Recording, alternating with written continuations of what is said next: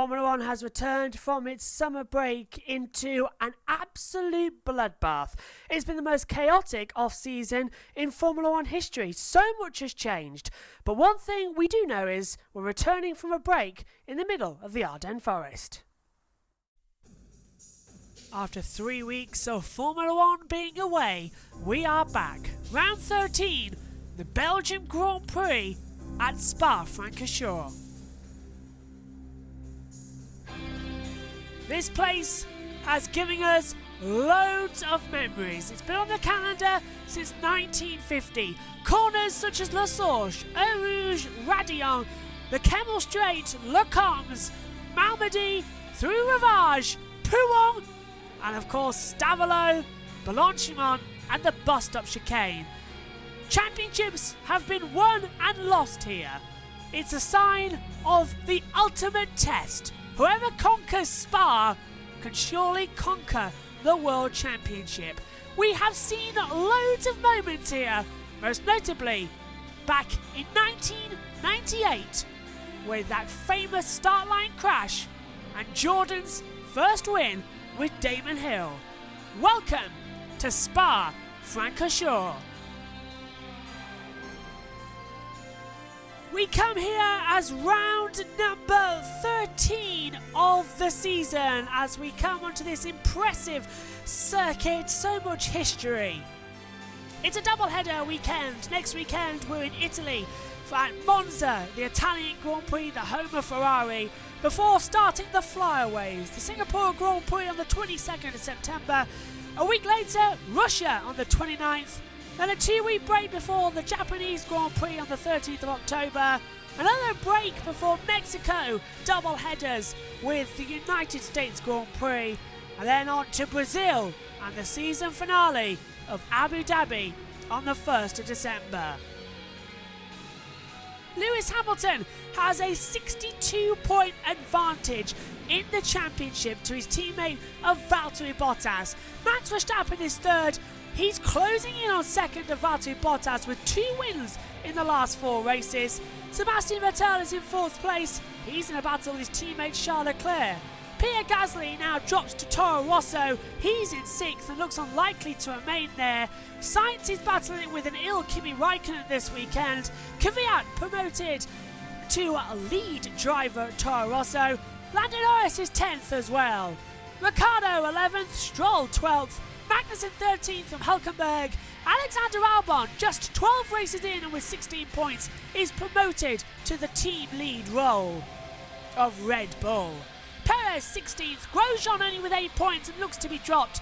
Giovinazzi and Kubica on 1 point, and George Russell the only driver without a point on the current grid. In the Constructors' Championship, Mercedes are dominant. 438 points they are leading. Well over 200 clear, nearly, of Ferrari on 288. They are 44 points clear of Red Bull. Red Bull promoting up Alexander Albon in hopes that he and Verstappen can close the gap to Ferrari for second in the title. McLaren are well ahead in 4th place. It's the battle for 5th between Toro Rosso, Renault and Alfa, and Racing Point that we were watching. Haas are dropping off that battle a little bit, and Williams are just happy they get money for scoring a point in the championship.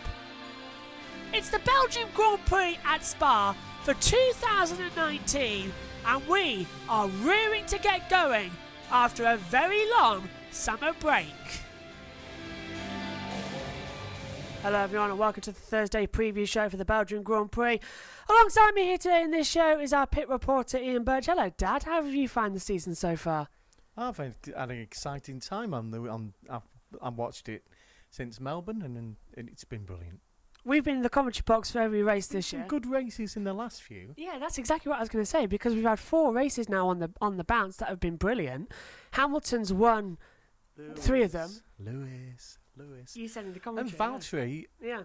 Valtteri is fighting him, but the mate Max is he's pulling something out of that Red Bull that I don't think was there before. Definitely something that Pierre Gasly isn't, because it started off in the beginning of the season, of the summer season that is, that Red Bull have dropped Pierre Gasly from the main team and have promoted Alexander Albon. Team principal Christian Horner said Red Bull are in the unique position of having 4 talented Formula 1 drivers under contract and can be rotated between Red Bull and Toro Rosso. They've put Alex Albon in now to evaluate him to see who will be alongside Max in 2020. He's only done 12 races. I think Christian's lying there. I think this is desperation because they haven't actually brought enough talent through their academy. You know, at the end of the day, I like Albon, and I think, but even he said, you know, earlier on today that, you know, just 1 year ago he thought his career was over, and now with some strong performances, he's persuaded them to. They just. This isn't like Dr. Marco. No. Dr. Marco usually has a dozen different people. He had that lad from IndyCar that he thought could come in, but he's not been able to do that either. Dan Ticktum. Yeah, Dan Ticktum. There was another one as well, wasn't there? There was the I can't remember the lad from Mexico. Oh yes, Nick. Not Nick. I know him, Patrick O'Ward. That's it. Yeah. Patrick O'Ward. Yeah. The Irishman from Mexico. Yeah, he's off in Super Formula at the moment, isn't he? Yeah, they brought him, tested him, and they thought that at the end of the day, he couldn't do it. Right? Yeah. He needs another year, and I think they've got to be patient with Albon because it's. If they chuck him, who they're going to put in? Well, I think it's like if you go in, if you fly in Concorde, you know where all the buttons are, right? And Albon coming from Red Bull to the big bones, the big Red boys, Bull, the buttons on that steering wheel, that is what has been wrong with Gasly. It's the braking. Yeah. You go into a corner in a Toro Rosso, it's vastly different from going into a corner in a more powerful Red Bull. And it's you never know. He might have a field day because I think he's got the talent. He's definitely got it. I think this is a year early. Yeah. This is a year early, and it's because they're desperate. Thing is, though, he hasn't even got a full season under his belt, and we're coming to tracks after Italy where he's never raced at before. No, and you know, Christian had a choice between him and Sporty Spice, and she had a tour on her hands. So, you know, I just think that this is not like Christian. This is not like Dr. Marco, and you know, they've got to do something about it and fast. Yeah. They've got some good young lads in GP3, but they're 2 years away.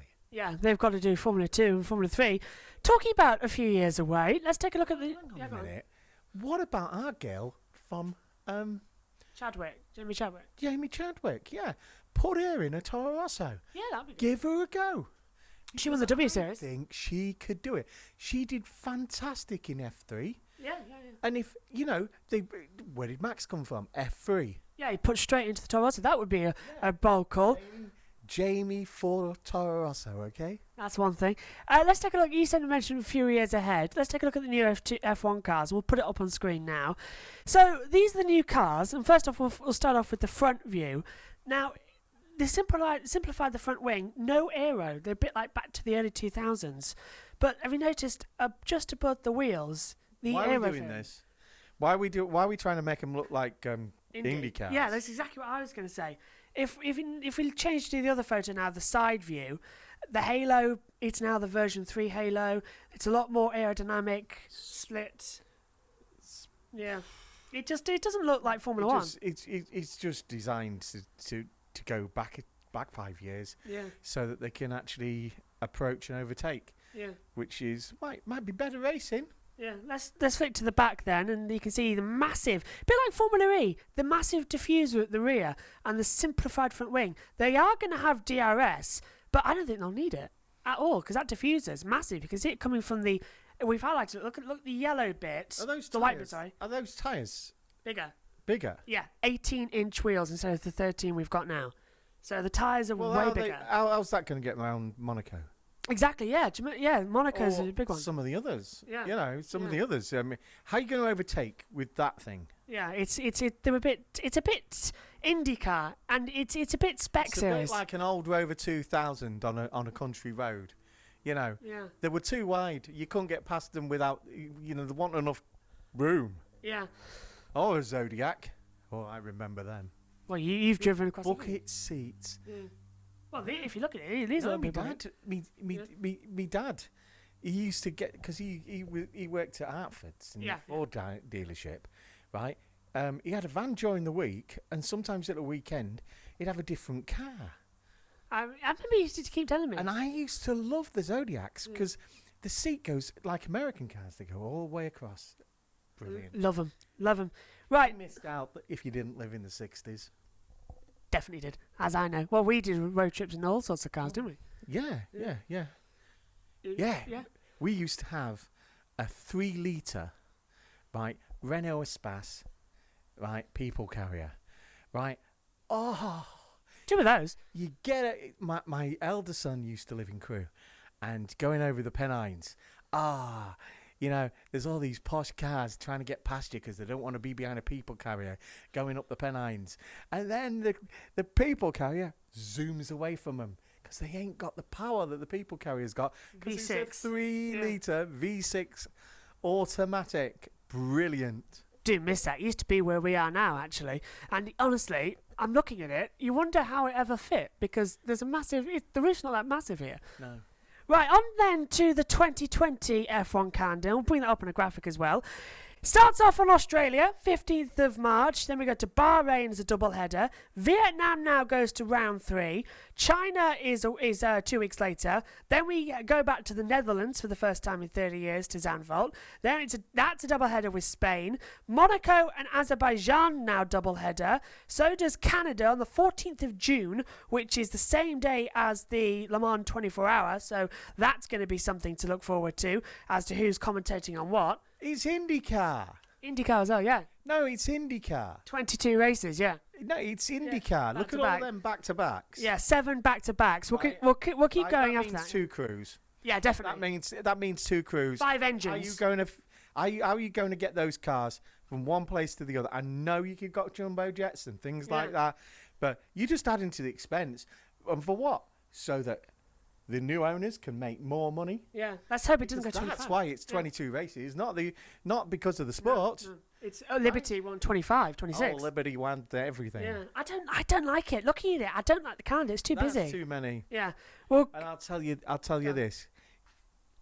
They know it's too many as well. Yeah. They're hoping some of them drop out. Well, British Grand Prix is confirmed. That's in now 19th of June. Then we get Hungary, Belgium, Italy, Singapore, Russia, Japan, USA, Mexico, Brazil, Abu Dhabi. Back to you. But the thing is, if Liberty make it work, they don't care if some of the older ones drop out.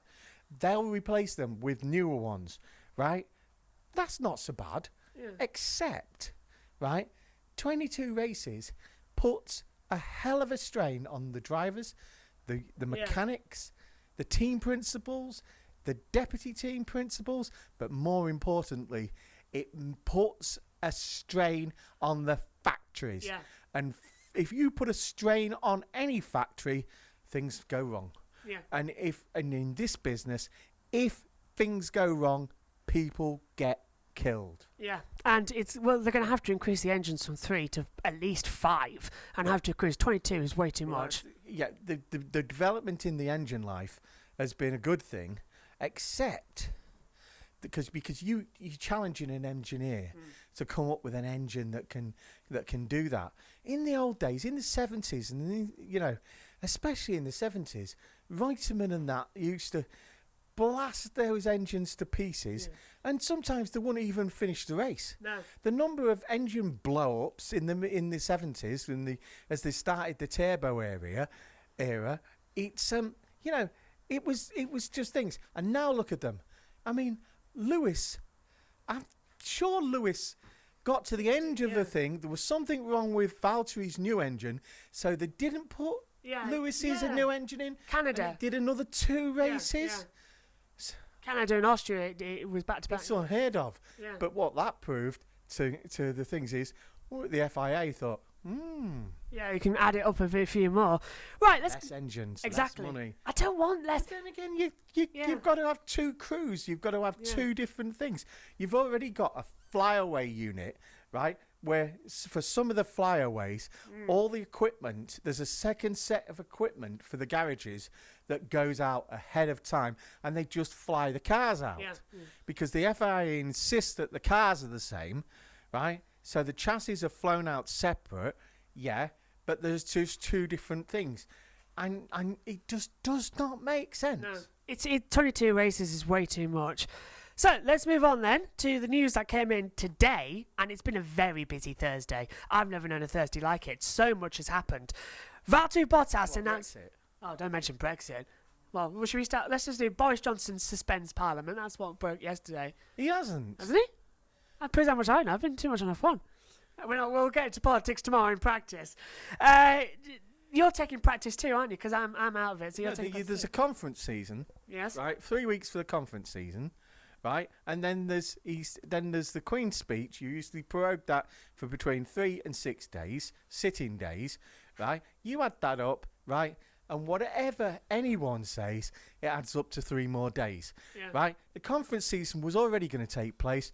If they wanted to not do the conference season, why have the remaining parties not said? Anyway. Yeah.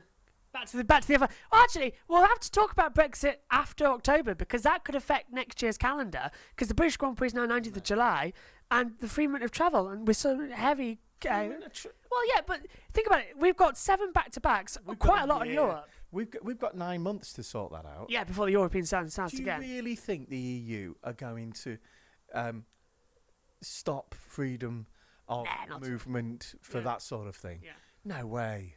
It'll be bad. Right, let's kick off with what else happened today in the F1 paddock. Well, we cover everything, don't we? Yeah. Right, back to today and what happened on Thursday morning. It was announced that Mercedes, 3 days ago, signed the contract with Valtteri Bottas to remain in 2020. That means they haven't signed Esteban Ocon. We'll get on to where he's gone in a minute. Right decision to re-sign Valtteri? Yeah. Yeah. He's been stronger this year than he has last year. I couldn't understand why they were ever thinking... I know Ocon at a French team. Yeah. That's better. That'll be better for that kid, right? And they still own him. Yeah. Yeah. It's like when the big Premiership clubs put their kids in the second division or the Championship or the first division. You know, they know he's got talent. They just want to see him in a reasonably good car, doing well. Yeah. He's the Stig. He is Stig, yeah. In a reasonably priced car. Nicely done, because now we're going to go on to where It's nicely done. I do everything nicely. Yes, nice segue. Into what? Oh, it's to an Ocon. I've even scuffied my hair up to look like yours. I'm even shaved so it looks like yours. I'm in a state today. I do know where your razor is, you know. You'll have to give me it for tonight, because I'm in a state today. Blame Megan. Which state is it? Tennessee? Yes, yeah. Well, good job it's not Florida because there's a hell of a wind coming in there with some rain. Megan, I'm sure, will tell you more about it tomorrow in the practice 2 session. There's a hurricane. Yeah, because she loves them. She loves hurricane. She had ABC Channel 7 on earlier on, watching the weather on ABC Channel 7, the Suncoast channel. You know, if any of you out there are on ABC 7 tonight right now, should be watching us. Yeah, exactly. Right, Esteban Ocon has signed for Renault for 2020. Replacing Nico Hülkenberg. That has come out the blue completely. Hülkenberg out. Did you? Not really. Right. I didn't expect it. See, Rachel's got a straight face. Right. Okay. Because of the fact that I know she asked him today about was he surprised and things like that. None of them were surprised, and she knew. Right. Right. The one that you've got to think of is Grosjean here. Yes. Because. Haas have gone on record and saying that, they like the idea of Nico coming to them. But replacing Grosjean, not Magnussen. And Grosjean's had a worse start. He's only got, 2 points on the board? Yeah, can you imagine how many T-shirts they could sell? Because there is no love between Hurricane Hulk, and K-Mag. I tell you one thing, them two as teammates, they're on T-shirts with what they said in the pen. Yeah. At this race last year. Well, Haas can sell bigger T-shirts. Oh yeah. Bigger T-shirts, you know. It is actually a thing because I need a bigger T-shirt. Where is Hülkenberg going to go? Because I've heard Haas, but I've heard a rumor how that might work. Vettel will head back to Red Bull to replace Albon, and that means Hülkenberg will go to Haas to replace Grosjean, and then we've got who's going to go to Ferrari? Who's going to go there? Because there's no one to move around, and is Grosjean going to go there? Who could move to Ferrari? Because Ricciardo's already signed at Renault for next year. I know, and Lewis has signed as well. So who's there at Ferrari? Because Well, I don't know. Ferrari will just have to take a chance, won't they? Yeah, I'm sorry about if you can hear all this because I'm. Vettel goes, if Yeah. if Vettel goes, Yeah. then Ferrari will have to take a chance. There are some great young up and coming drivers, right? Albon makes a success of this. They're not going to get Max, No way. But Signed in. but if Albon makes a success of the Red Bull, don't you think Ferrari will be interested as a number 2 driver? Yeah, definitely alongside Leclerc. That's a possibility. Leclerc is high Leclerc. One thing has just struck me because it's down What on if he has his own carrier bags? Leclerc. I Yeah. I thought he does. No, he have carrier bags because bonjour everyone. The French supermarkets, Leclerc's is a French supermarket. Is it? Oh, I didn't know. Yeah, like Carrefour and Leclerc. I don't know. I've only seen the Spanish Tesco's. Have you? Yeah. I can't remember what it's called now. I think it was Eskimo. I thought it was a milk. It's probably Costa Lotta. I think it's something Costa. Costa Lotta. Come down to Costa Lotta. One thing I do regret doing is not making a vlog of when I was in Spain for the test. The rain in Spain falls mainly on the plains. It did. I won't get on one. I had to. It rained when I came back. Honestly. Good job they're not made out of metal anymore. No, well, I came back from Spain and it was raining. Modern day brand new aircraft have like Formula One. Have a lot of carbon fibre parts. All right, so we've covered where would Hulk go. On to the last thing now. God, it's been a long one. Marcus Ericsson is missing the IndyCar race this weekend at Portland to be the 3rd driver at Alfa Romeo. And I couldn't understand that because that was announced this morning and it was only announced this afternoon that he's going to possibly stand in for Kimi Raikkonen as he's pulled a muscle during the summer break. I might not be able to drive. So they're going to test Kimi out in FP1 tomorrow and Marcus probably in for FP2. Yeah, but the IndyCar, his IndyCar team might want to test someone out from their Indy Lights team, so it might work for everybody, and they might be getting paid. IndyCar, money talks. Yeah. Right? If you want to loan a driver, just give us the money and we'll loan you him. Andre Lotterer famously debuted in Caterham in 2014. Got to have willpower to watch IndyCar. I can't believe Will Power's not in Formula 1, just saying. Can't believe it. Well, he's been in IndyCar a long time. Yeah. Champion numerous times and Indy 500 champion this year, last year. Great race the other day when he won. Yeah. Oh, you've seen it. I've seen it. Yeah. He only had to do, if all the races were only half races, Will would win them all. It was a great one. And, of course, Portland is tomorrow, I believe. Oh, no, Saturday, isn't it? Saturday evening on Sky Sports F1. Sky Sports F1. Right, one more thing. That's you can go now. You've done that, but we'll just link in and then you can go. Friday prediction, because you're commentating on FP2 with Megan. Well, I'm not here, so you're commentating with Megan.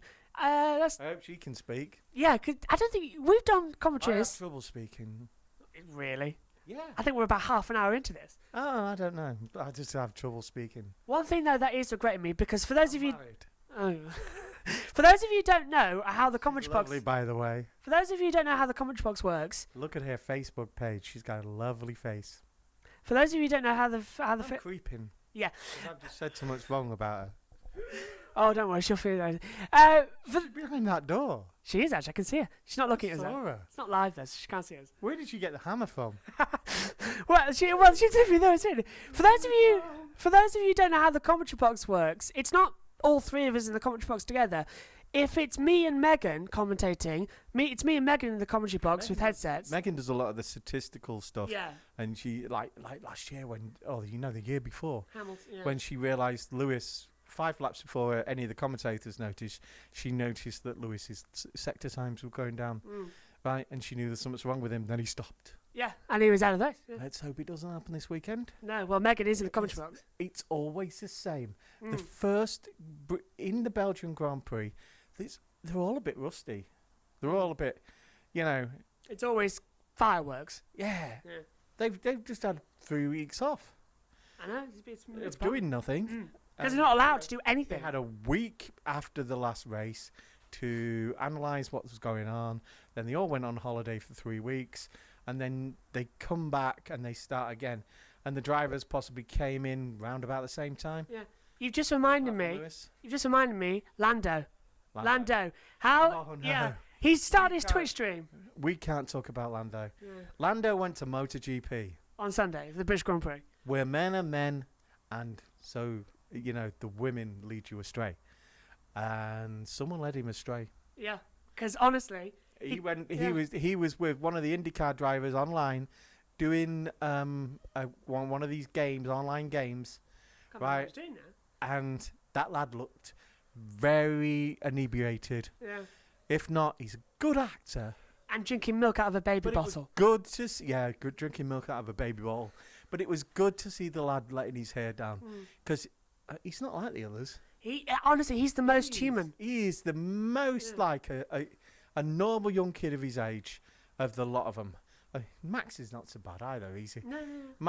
Do you know? I know what Max has got in his little black box that he carries. Do you know? Have you ever seen him going around or into the circuit with his little black box? It's his Xbox or whatever it is. I think PS4, same as me. PS4, yeah. He's got his Xbox in his little black box, and he plays online with other people, including Albon. Yeah, and Lando, Colton Herta. And Colton Herta. I tell you one thing. His dad. He races for his dad's team, and his dad makes sure he's good, and that's a future IndyCar champion there. Yeah, well, like Rossi. Yeah. Rossi is doing. Look how Rossi didn't do well in Formula One, but boy, can he drive an IndyCar! And he won. He's the first rookie in 50 years to win the Indy 500 on his first go. Yeah, well, he likes milk because he's young enough to remember. Yeah. Well, one thing that is puzzling me though is the fact that coming into this weekend, we've got so many young faces in main teams. Verstappen and Albon in Red Bull. That's how it should be, and that's what the F3 and F2 is for. And and the new W series, I'm sure in the next couple of years we'll get a driver into Formula One. Yeah, and I hope it's Jamie. Right. Well, Dad will be back with Megan tomorrow in FP2. Bye. Bye-bye. And we'll start now with another gaming, because we've just been talking about it. Let's take a look at Lap Attack as he pretends to have hit his head on the door, back in the door. So it was the hammer. Right, let's take a quick look then at Lap Attack for the Belgium Grand Prix. In the track guide here, we take a round in the Mercedes W10. Let's take a lap then of Spa-Francorchamps, one of the oldest circuits on the calendar, been on since 1950. Brake hard at the bus stop, this is where you begin your lap. Second gear, fire it out of the last turn of turn 20 and down the start-finish straight, modified back in 2007 to provide a much straighter angle as you attack the first corner, the hairpin of La Source. Second gear, turn the car in and get a good straight exit down the hill through the international start-finish straight for the 24 hours. Clip Eau Rouge up the hill and into Raidillon. A bit of a slide as you're in 8th gear as you come down the Kemmel straight now. 8th gear, DRS open. Just let the engine sing as you approach the braking zone for turn 7 and 8 at the Lacan chicane. 4th gear, let the car ride through coming into turn 9 at Malmedy and drop down the hill towards the Rivage at turn 10. Nicely done as we come through Brundle, I call it, because this corner's officially got no name. As you head down to the famous section of Pouhon, keep it in 7th gear, drop down, get back on the accelerator, fly it through, and rise up towards the Campos chicane area. 5th gear as you head downhill to what was the third of the villages at Stavelot. 4th gear. The Curve de Port Frere, number 1. Flick the car through. 7th gear and 8th gear as you head up towards the double-barreled apex of Blanchimont. This is where Luciano Berti had his crash in 2001. Through Blanchimont and up to the reprofiled bus stop chicane. Drop down from 8th gear all the way down to 2nd gear. Tight, power to the line. And that is a lap of the circuit, Spa-Francorchamps. 7 kilometres, the longest race of the year, but 44 laps awaits us, and it's going to be a classic. A nice long preview show then for you tonight, as it's taken nearly half an hour to go through the last 3 weeks of Formula 1 action. Thanks to Dad also for joining us as well. He'll be back with Megan tomorrow in FP2 as I'm away on other duties, so they'll be taking the commentary. And for those of you who don't know how the commentary box works, stay tuned for for Sunday's race show, as we're going to have a special look behind the scenes of how we produce a commentary. As at the Hungarian Grand Prix, we had the Combox camera up, so you can see exactly what me and Megan do in the commentary box on a race weekend, and me and Megan talk you through all our paperwork and all the stuff we use in the commentary box. But for those of you who don't know, is the fact that it's me and Megan usually in the commentary box together, and then we use Dad, because he's not in the commentary box, he sat in the race control area, and he has got the data channels open, so he's got a massive view of screens, and he can tell us everything that we can't see, because we've only got a few monitors up in the box, so he can tell us everything, and he can give us more information, so he is very useful. But tomorrow's his first time in the commentary box with Megan on duty, so that should be fun, and it's almost a shame that I won't be there to see it. I'll have to listen to it back, same as everyone else. But it's almost a shame. But we'll splice in what they talk about in the podcast, as well as they're going to touch on some of the subjects we've talked about today. And so we'll have Megan's view on it on Monday's podcast. Right, let's give you the weekend weather guide then. Friday, the highest, it's going to be sunny. The highest will be 24 degrees, the lowest at 13. Sunrise at 6:47, sunset is at 8:26. 1% chance of rain for both sessions tomorrow. Saturday, sunny again, highest at 29 degrees, lowest at 14. Sunrise at 6:48, sunset at 20:24. 1% chance of rain in FP3 in qualifying, but Sunday's where it's going to get interesting. Highest of just 19 degrees, lowest of 9, sunrise at 6:50, sunset at 20:22, but for the Grand Prix itself, a 12% chance of rain, and that is predicted to go up, so we might have a wet Belgian Grand Prix, and we know how that goes. Right then, weekend times, we'll be back tomorrow at 8 o'clock for the Friday practice review. On Saturday, we'll be here at 1:30, 1 o'clock for the Sunday race preview. And join us on Monday for the Grand Review podcast at its usual time of 8 o'clock. This weekend's Belgian Grand Prix restarts the Formula 1 season. It's going to be an absolute cracker. We all know it will be. So many new faces, so many new team drivers as well. It's going to be a classic. We'll see you tomorrow. Bye for now.